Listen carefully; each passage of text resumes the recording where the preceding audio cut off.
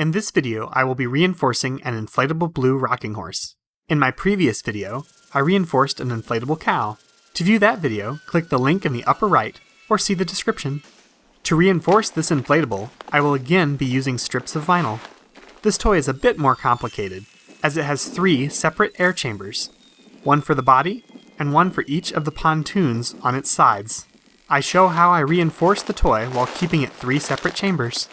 To start the reinforcing process, I spread the toy out and locate a spot to cut it open and invert it. I choose to cut the toy along the belly seam. Usually I recommend staying away from seams, but this toy's belly seam is long and perfectly straight. Because it is straight, I should not have any trouble lining it back up when sealing it later.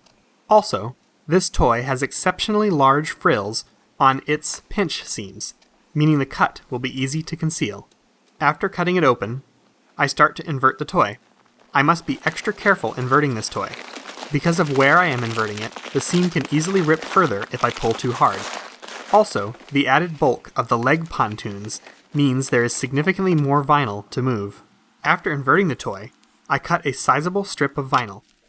It is about 2 inches wide and about 2 inches longer than the cut.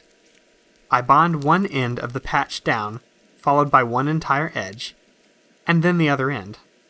I leave one edge of the patch unbonded so that I can invert the toy back right side out when I am done.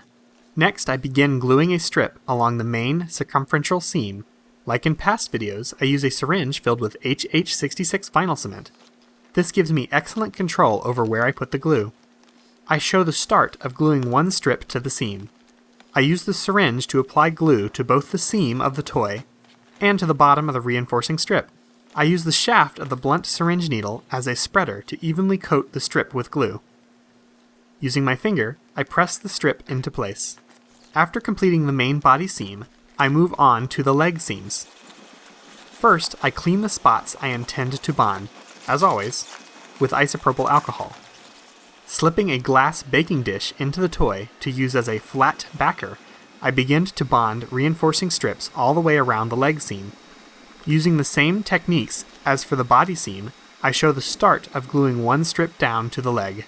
I finish the rest of this seam along with repeating it on the second leg pontoon. The body chamber is now complete, and it is time to move to one of the leg chambers. Again, off camera, I trial run one of the leg pontoons. It went smoothly. You can see the closure patch in this shot. I now repeat the process with the second leg on camera. Much like for the body of the toy, I must flatten the vinyl out and find a location to cut into the leg. I cut into the leg from within the body of the toy so that the patch closing the leg will not be visible from outside.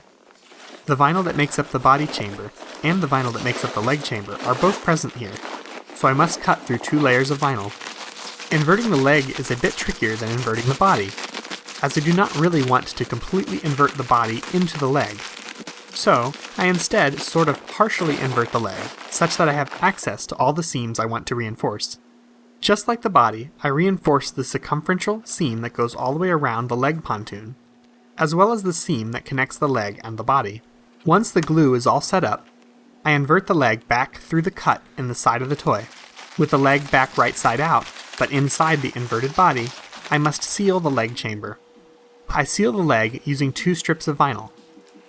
One strip of vinyl I use to close the cut in the vinyl that makes up the leg. The second strip of vinyl I use to close the cut in the body. With both legs reinforced, I can now turn the body of the toy back right side out. The clear strip of vinyl I installed at the very beginning is in place to seal the toy shut. With the HH66 filled syringe, I glue the cut closed. After a few partial test inflations to help air out the toy quicker, and waiting for the glue to fully set, I can inflate the toy fully. Thanks for watching. Please like this video if you found it informative. If you have any questions or suggestions, please comment below. And of course, subscribe for more videos like this.